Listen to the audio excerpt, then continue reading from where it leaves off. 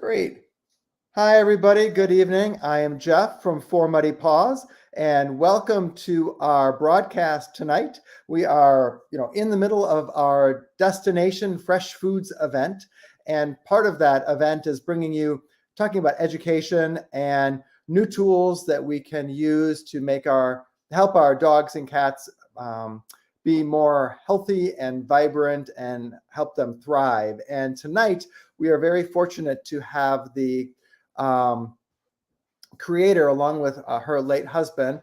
We have Carol from the original Mine Pet Platter. And we are really excited to talk about this. And so we hope that you bring your questions and just listen to this, because this is a new way of, for us, it's a new way of feeding our dogs. For our dogs, it all makes sense. And there's an ancestral kind of feature to this. So without further ado, I'm going to have Carol walk you through all the unique features of the Mine Pet Platter. So welcome, Carol. Thank you so much for joining us.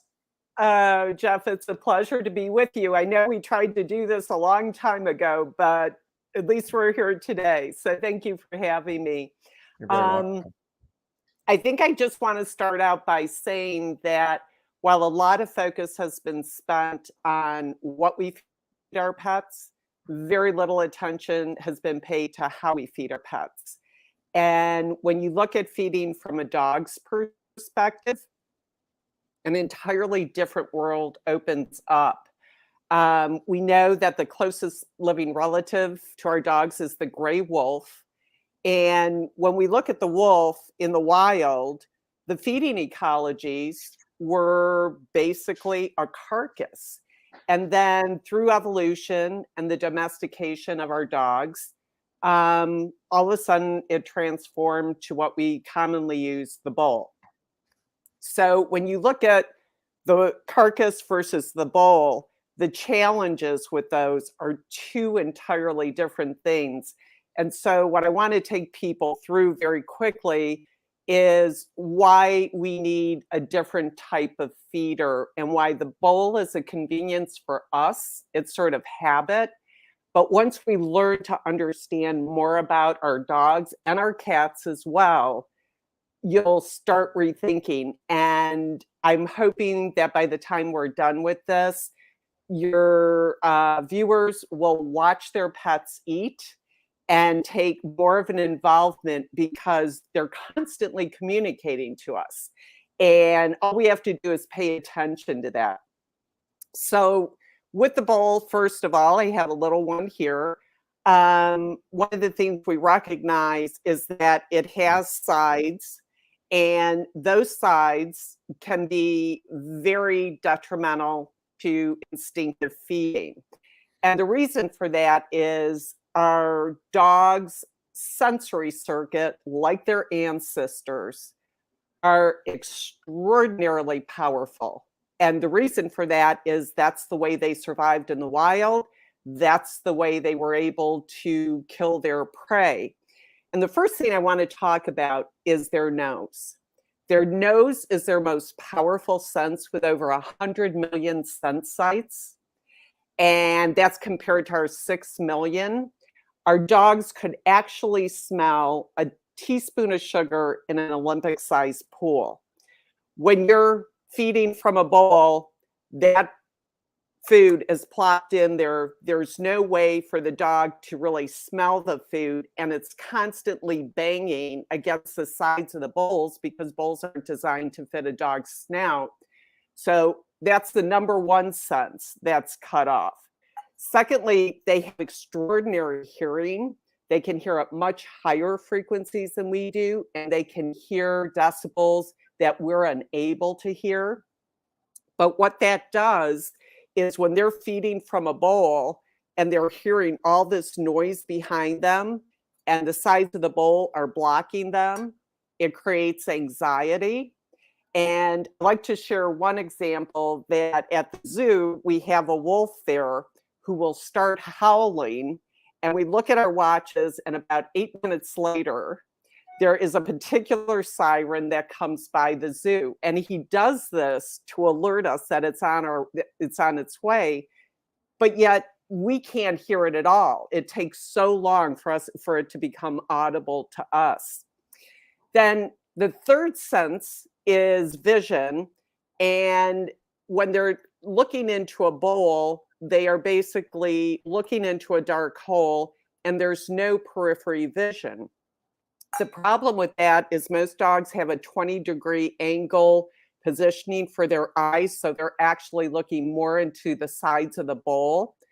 And also, they have more rods than cones. And what that does is they see motion with the food moving around in the bowl.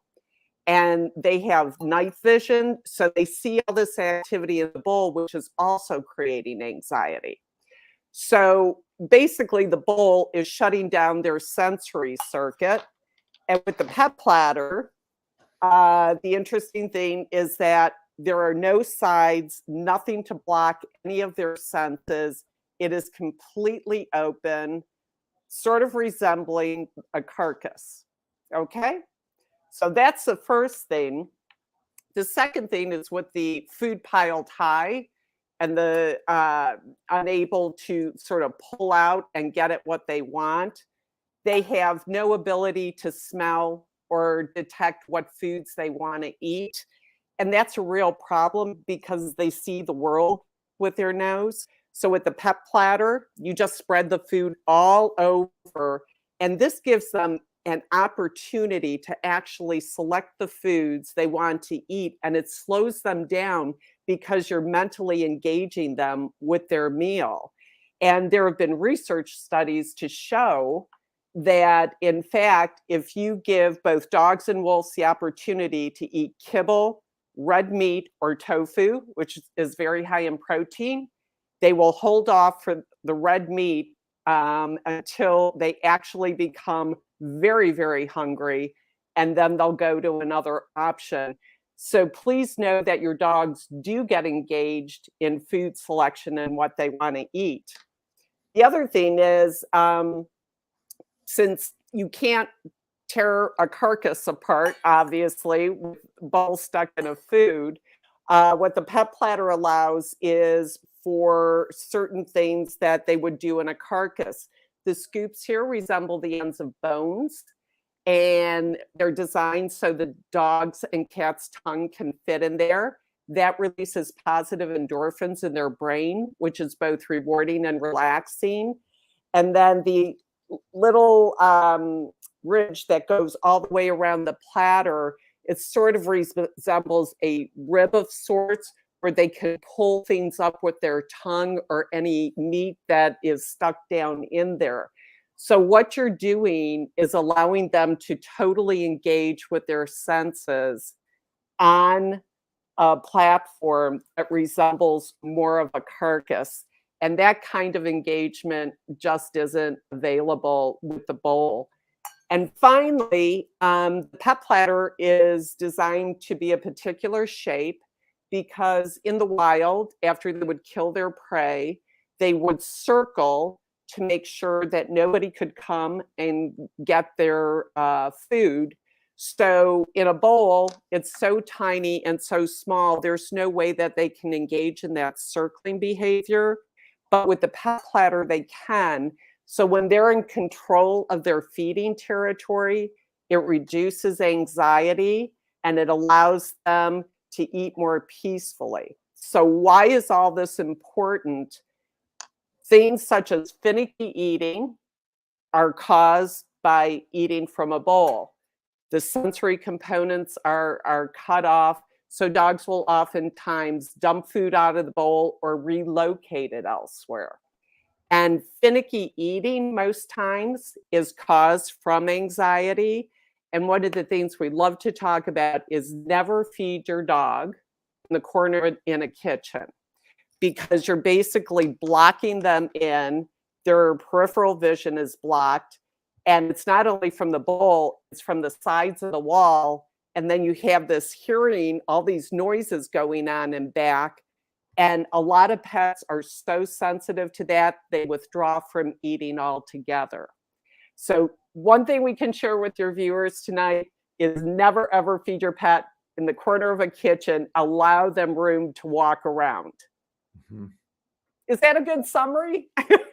That's perfect. And then, yeah, the same thing. And one of the things we always think about with our cats as well, like litter box behaviors and things, it's thinking from the animal's perspective. So don't put the litter box next to a furnace. So when that furnace kicks on, it scares the cat. The same thing with looking at where your dogs are eating. Don't necessarily put it in a main traffic area where people are coming and going, and be thoughtful from the dog's perspective about where's the best place for them to eat. And many people, I mean, already do that, but it's just another way to always think of things about from the animals Right. perspective. And Temple Grandin was always just super, she's great with that, seeing from an animal's perspective, and really has helped the beef industry quite a bit with how that all works. But I Yeah. digress there. But yeah, I think I've been using the Mine Pet Platter, and it's really pretty amazing. And then this is a comment from Linda, who says her girls absolutely love their platters, and they're also more patient waiting for their meals. So that's Oh, what's that's great. that's pretty cool. Just from a platter, and it's not. I mean, this is our platter. So I mean, the same thing that Carol was holding up, just the big version. There's two versions, right? You have two different sizes. And talk a little bit about Yes. the colors and why you picked those colors in the pet Sure. platter, Sure. especially yeah. Dogs and cats actually have a different color spectrum than we do. And they can see basically blues and yellows, and then reds are seen as sort of a brownish color or grayish color. But the reason we chose those is because they can see and differentiate between them. And so the color that you first serve your dog or cat on, they adopt that as their personal feeding territory, and they won't go over to the other pet's platter to steal it. It reduces food aggression because, and this is why we call it the Mine Pet Platter. And I think what Linda was referring to with the patients, when they see their color platter coming and their other pet's platter coming, it could be reducing anxiety, saying, my mom is making that meal for me. There's my platter. So using color is a great way to communicate with your dog, and you're acknowledging that this is their personal feeding territory. Great. And it also talk a little bit about why that could be beneficial for our sight impaired dogs, like with what color palette, be intentional about the palette, but what if you have a sight impaired dog, the color of floor you have versus the pet platter you might buy. Sure. We have a lot of daycare facilities that now use our platters to help with food aggression, and also challenging dogs who are challenged either physically or visually. And so, what we recommend is to have a gold color platter if you have a dark floor, and if you have a light floor, to use a darker color like the blue or red. And then what this allows is for your dog or cat to sort of get a perimeter around the platter, so they're not sort of stumbling. They don't see boundaries, so they stumble, and it can be very frustrating because they're smelling food in different direction, but they're not quite sure how to locate it. So it helps them provide sort of this territory that guides them through that. Okay. So Linda has a question. If they decide to check out each other's platters after they're done, should I stop them? You know what? As long as there's no food aggression or food stealing going on, they may be checking out to see if they're getting the same food Yeah. that that their sibling is getting. Usually when they do that, it's more one of curiosity than anything, but it's a very good question. But it does happen, and cats love to do that.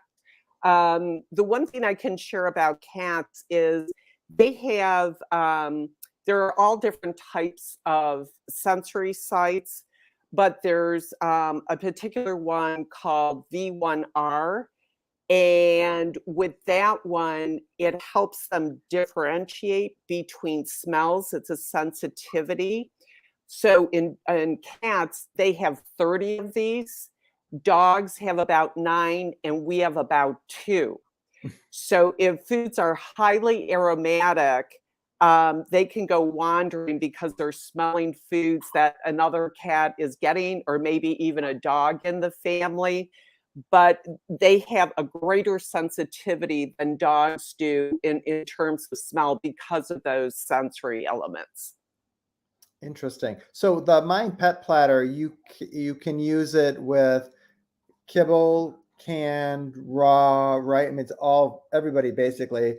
Is there any kind of food that you would feed that you wouldn't necessarily put on the? No, actually, it's great with everything. And it's great for transitioning to different types of foods as well. The material is fabulous. We spent years trying to find it, and we've evolved it over time as well. But it's non-porous, so nothing leaches from it. And the one thing I can tell everybody is we do independent lab testing for food safety, because we wanted our pet parents to know that they never had to worry. Because today, cancer rates among dogs and cats are doubling every year in the US. And I think it's not only what we feed, but what they're touching with their mouths and tongues. Mhm. And so the one thing we can do as a community is to make sure that the materials we're using are safe and are food safe. So the kibble works great in it. And the other thing I'd like to share is if you have a dog that is anxiety ridden and suffers from separation anxiety, we had a vet who had a rescue dog. Every time she left, the dog would literally tear her apartment apart. He was so upset that she was leaving. So we told her to get a nut butter and spread it all over the platter, because this is a warmer material with the cellulose fiber, so it kind of grips to it. And they came back, and lo and behold, the dog had licked all of the butter, nut butter off the platter, was sound asleep, and his paw was on the platter, waiting for Oh, his next round of nut butter. that's great. So So, using it as a behavior tool, yeah, as well. And especially if it's an example like that, maybe with the CBD peanut butter, would be, extra calming for them. And so talk a little bit about that warming, because particularly when we're transitioning our cats, especially yeah, to a raw diet, you talked a little bit about that transition, but the warming factor of that cellulose platter, how does that work, and how does that benefit our cats? it it's a warmer material. So basically, what it does, even if you put like a frozen raw on there and leave it on for a while, it defrosts very quickly. But it resembles more of a warm carcass when you Mhm. think about it, because initially, when wolves and wild cats open a carcass, it's very warm in there. So everything about the pet platter was really designed from a sensory perspective to reflect a carcass. And I know that may not, be the best thing to be thinking about, but Brian Bailey's book, where he talks about celebrating the wolf in your dog, Mhm. it's just sort of understanding who they are, and it helps us connect with them to help them live their best life. And I think the pet platter contributes to happiness. And I've been working with Jeff Feynman on sort of a happiness equation. What are the key factors in your dog's life that can help them lead their best possible life?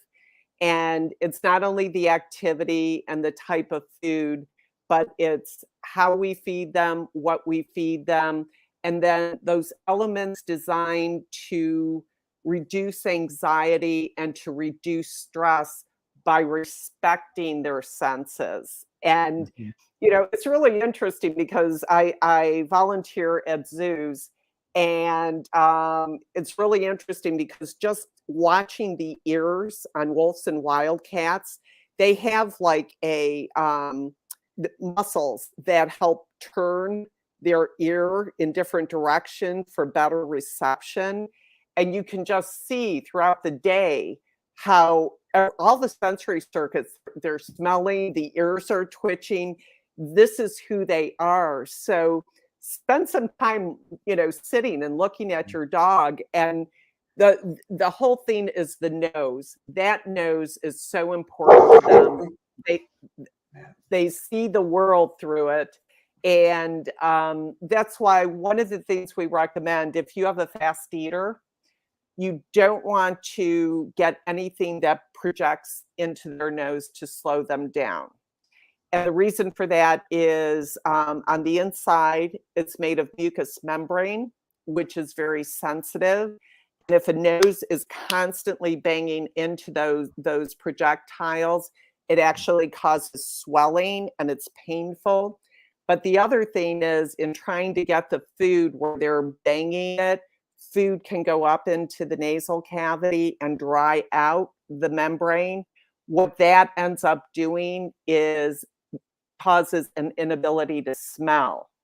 So basically, you're shutting down the most important sense that your dog uses to survive in life. So honor the nose. And we should know that, because when you try to touch a dog's nose, what do? They immediately turn away. They know instinctively to protect that. Mm-hmm. Yep. This is another comment from Linda. I think this has definitely made my anxious dog enjoy her meal so much more. She's even happier after her meal. So that's another. Oh, that's great to hear. Yeah, that's great. That's great to hear. And I would say our dog George, and I'll play a video in a moment of George eating on the Mine Pet Platter, and he is not a fast eater, but the Mine Pet Platter, I think he eats about 3 times slower on the Mine Pet Platter than he did before. He's much more thoughtful and much more intentional, and he does walk around the bowl. And the video I have is when we first started to use it, and he was first, maybe it was only his second time with the platter, but we've gotten a little bit more sophisticated. So we're spreading it out even more, pouring the goat milk in that track, which is great. Just great. And he can walk around 360 on that track and eat the food. So it's pretty neat. So here's George eating, and you can narrate. It's just him slurping, so you can narrate. George is a superstar. Yeah. So let me. Yeah. So one of the first things you can see is that his body position is very relaxed, and he's eating in a convex position. His neck is over the board, picking the food up. When you eat from a bowl, the neck goes into a concave position, which causes food to coagulate. He's using the scoops. He's smelling at the same time to see where he wants to be eating on the board. And I just love how relaxed. See how his ears, there's no anxiety there. They're very relaxed. His body position is relaxed. There's no heightened alert. So it's a calm environment for him. He's not threatened at all. And I have to say, there's only 2 of us in the house, and his brother is eating next to him off camera. But we don't have people coming and going through that doorway. It wouldn't be ideal if we had a lot of people coming and going, feeding him there. But that's always where we fed him. So we wanted to keep it in a location where he was used to eating. And then the other video I have, which I can't show tonight, but he completely. I mean, that bowl it's this clear when he's done. So it's he's done. He doesn't leave anything to be left there. So he eats the whole thing. So which is really, really good. So yeah, and the beauty of it, because we're always talking about, particularly with our raw fed dogs, is clean the bowls afterwards. And I mean, if any of us who feed raw, we'd love to say that we floss our teeth every day, and we'd love to say that we've cleaned our dogs' bowls out every day after every meal. And I don't think we do that like we should. Yeah. But I have to say, with the Mine Pet Platter, you do, because it's a big platter in the middle of the floor, and you just clean it up, and it's so easy. It's dishwasher safe. Wash it off. It dries up super easy, and you're done, ready to go. So I would say, from just a cleanliness standpoint, it's so much better. So yeah. Well, and it's always important to remember that dogs' stomach have 100 times the acidity than we do. So, just keep that in mind if you're too hyper concerned about, having the pet platter out there. Their stomachs are amazing, and for their survival in the wild, they at times had to eat rancid food to survive, and Right. they would bury food as well. So, but they're structured differently than we are. Absolutely, absolutely. Well, that's great. I mean, I think you've really covered all the details. I mean, what it just seems like such a simple platter when you first look at it, but then you realize that all the science that went into developing it, and the materials, and the fact that it's earth friendly, and so versatile. Whether you're feeding dry, wet, raw, dogs, cats, you are kind of, your plan is at one point to create a little bit smaller platter, right, for cats. Yeah, we will be coming out with a cat platter. It probably won't be until 2023. Just trying to get materials, and given the economic situation, it's a little difficult right now. But the small bone platter, our cat parents have been using it successfully without any problem at all. But the one thing I can share with you, because I love sharing knowledge just in general to help pet parents, is any type of toy or feeder or whatever you may have, you want to make sure that your dog can actually get to the food.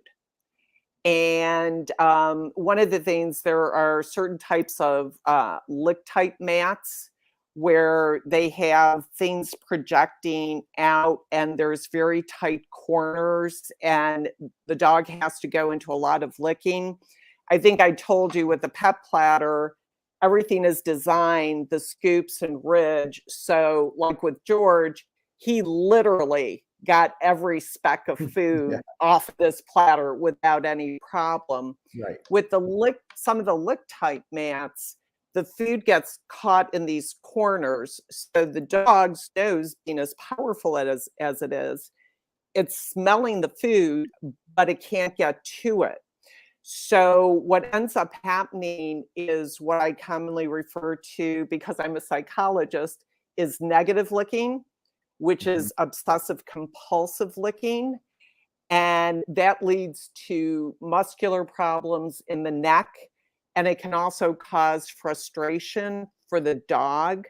So, one of the things I recommend is whatever you're using, make sure your dog is relaxed when they're engaged with it. And if you see any obsessive compulsive behavior, repetitive behavior over and over again, it's a sign that frustration is coming about.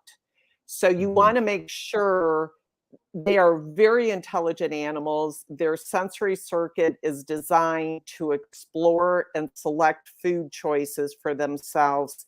And so when you create artificial barriers, it's counterproductive to natural feeding. And that's why we refer to the pet platter as a natural feeding territory, because it's designed to engage who they are as a dog based on the sensory circuit of their ancestors. And always bear in mind that they have a feast or famine drive. So if they smell food, they're going to want to get to it. On TikTok, there are examples where dogs get into like kibble bags, and they'll just eat a massive, massive amount of food. They will do that because of that drive. Right. So it's up to us to sort of provide things in their life that will engage them properly, something that's not counterproductive or counterintuitive to who they Yeah. are. Great. Absolutely. Thanks for that. Was important to talk about. Michelle has a question about, are these made in the USA, which we forgot to mention. But but we are 100% USA, and I love talking about this. Our manufacturing facility is up in Wisconsin. I'm located in Chicago, and they are my second family.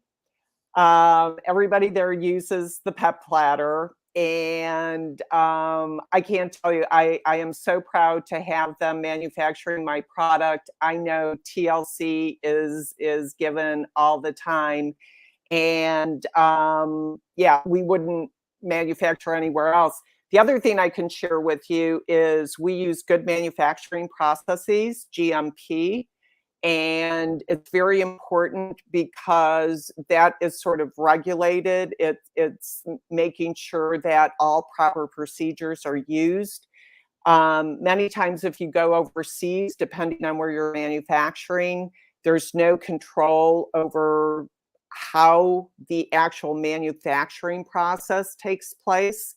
So, for example, stainless steel bowls from China, you should be very, very careful because some of the molding fluids that they use to shape the steel can be toxic. So you really should, put it through the dishwasher 14 or 15 times. You just, it's very, very important, where it's made. And because it's not only the material, Jeff, it's how it's made as well. Right. And that's why when we do the independent lab testing, we do it on our finished product. So that way, completely when that comes out of the mold, that is ready to go and you never have to worry about it using it with your pet. That's great. That's important. I have, let's see. So we have Darren is asking, should dogs and cats be fed at the same time and in the same places, or should their feeding places and times be varied for heightened enrichment? Ooh, that's a tricky question, Darren. Yeah. But it's a great question. It's a great question. And it's funny because as a psychologist, I'm sort of going through this too, because even looking at people, do you feed your kids all at the same time or not? It's sort of dealing with the same dynamics. I think it depends on the relationship between your animals. And if they have a healthy, positive relationship to one another, and during the feeding process, it is possible to serve them at the same time. What we do recommend, though, is feeding time is probably the most highly excitable and engaged moment during their day. When they were in the wild, they spent 95% of their time foraging, hunting, licking. Hi, George. Hey, George, you're making an appearance. And so we took that away when we changed their whole feeding ecology. Yeah. So the one thing I do recommend is give each of them enough room to circle around their platter, to let them engage. And if you have problems with that, if one animal is sort of aggressive, initially start off serving them on different colors. And then over time, what we've heard from our pet parents is it really reduces anxiety. It may take a little time if you have a little bit of food aggression or food stealing going on currently, but once they recognize that color platter as theirs, it does reduce anxiety. So I think each situation is sort of unique. But my thinking is eventually you want them to get them enjoying their own platters where they don't have to worry about their siblings, because all their sensories should be down and relaxed for healthy eating. Great. Darren has a follow-up question that says, puzzle feeders versus mat feeders. Is one better, or are they equal in the purposes that they serve? Puzzle feeders vary. Again, honor your dog's nose and your cat's nose. That's the way they see their world. And if you have a puzzle type feeder that is banging into their nose, it can cause frustration. The lick mats I kind of talked about. You need to observe and to make sure that there's not highly repetitive licking, because they're trying to get into those corners to get to the food and they can't. And any type of obsessive compulsive repetitive behavior can lead to behavioral frustration and disorders then. So one of the things about the pet platter that we did design, I think I talked about nut butters sort of sticking to this because of the warmer cellulose fiber. The other great thing is that you can freeze foods on here. So you fill the scoops with bone broth, goat's milk, whatever, pop it in the freezer. And if you're going to be gone for a while, or you just want some entertainment for your pet, they love it. They just lick, lick, lick, and they'll be asleep or rolling on their backs like they just had the best experience in their life. But try not to hide food that they can't get to. If it becomes too difficult, it can lead to frustration, and you want to honor the snout. So those are the two important things. And of course, in terms of the material, if material is breaking off from feeders, be very observant about that. I know food can get caught in those corners or where there's breakages, and then the dog will try to rip the material off. So with the pet platter, basically this could survive the bite of a Rottweiler at 45 to 50 pounds per square inch. We actually tested it, believe it or not. Wow. So again, just being cognizant of what our dogs are ingesting, we can protect them and their health moving forward. Excellent. Great. I wanted to remind everybody, we do have our online shop. We have the Mine Pet Platters on our site. Just go to our shop.formitypaws.com and look for the original Mine Pet Platter. And you will find it there in all the colors and all the sizes. And that's right on our site. And of course, we have them in each of our stores too, in our Lafayette Square, St. Louis shop and our Edwardsville shop. So, and we ship, we have free delivery. We'll get it to you, curbside pickup.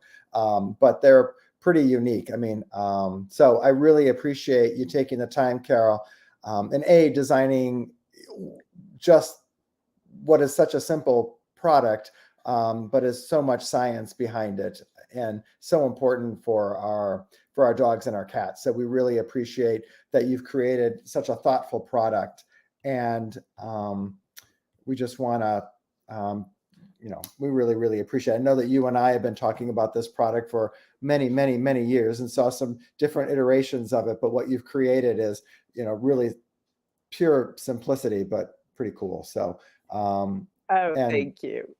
Darren says, could you use talking buttons so your dog can request their meal times? So those are the buttons that the dogs can push on and say, hey, I'd like my meal now. So I guess you could. I guess you could. That's a good one. Yeah. And it's interesting because we've been doing more talking since Super Zoo, a lot of us, on how the emotional stance that you come into preparing your meal for your pet, if you're highly anxious or if you're angry, your pet sees that while you're preparing the meal. And so I actually have some holistic vets who are saying, if you're in that state of mind, walk away for a while, take a little time off, come back, because your dog is actually engaged with you while you're doing the meal preparation. And it's a special bonding time for the two of you. And so I just thought that's an interesting thing to share, because they're paying a lot more attention to us than we realize. Absolutely. And Linda says, I'd be afraid of how often my girl would request a meal if she had the button. But and that's, and you bring up a great point just about behavior. Just be intentional. And that's the beauty of this, that we're giving our dogs a gift when we feed them, and our cats a gift at dinner time. It's not just something we have to do, but it's something we can give them, because what you'd mentioned before, it's the most important part of the day for our Right. dogs and cats. So And the other thing is if you're transitioning, I know a lot of people are in kibble. Some people are thinking about transitioning mhm, to raw or doing something alternative. Um, the pet platter can help you. You can help. You could basically put some kibble on there, start putting the transition of the raw food. And the great thing about the platter is that you're letting your dog explore and make the decision on his own. And it's like the study that I talked about previously, where they could choose red meat, kibble, or tofu, and they always went after the red meat. Your dog will tell you, do I like the raw egg? Do I like the bone broth? Do I like the goat's milk? Just by watching them, what they go mhm. to first, second, and third, they're communicating with you again, like, mom, dad, get this type of thing. I'm really liking this. Yeah, So it's also a communication tool. It's not a button, Darren, but it is a communication tool where your dog can talk with you. absolutely. Well, that's great. Well, thank you. And thank you everyone for watching tonight and for commenting and share this with your friends. This is a kind of a new concept for a lot of us. And I think it's important to start thinking in these terms. And so we really appreciate it. So remember, we have a whole series of videos that we've done at Formerly Paws, both Destination Fresh Foods and our In the Kitchen series, where we talk with a lot of our partners about nutrition, about foods and toys, and everything we can do. Linda had said, thank you for sharing this live video. And Darren says, thanks, guys. And we just appreciate you guys, you watching, you commenting, and you're obviously taking so much care with your pets. And Pet parents are the best. absolutely. And so we're just thrilled, Carol, that we could bring you on tonight finally and share with everybody a little bit of your story and certainly what you've created. It's pretty special. And important. So thank you. And again, thank you everyone for watching. And so great. Thanks so much, Jeff. It was a Everybody. joy to be with you and look forward to visiting you sometime. I hope this will be in person sometime. So yeah, take care. Absolutely. Okay. Take Bye-bye. care. Bye-bye. Bye-bye.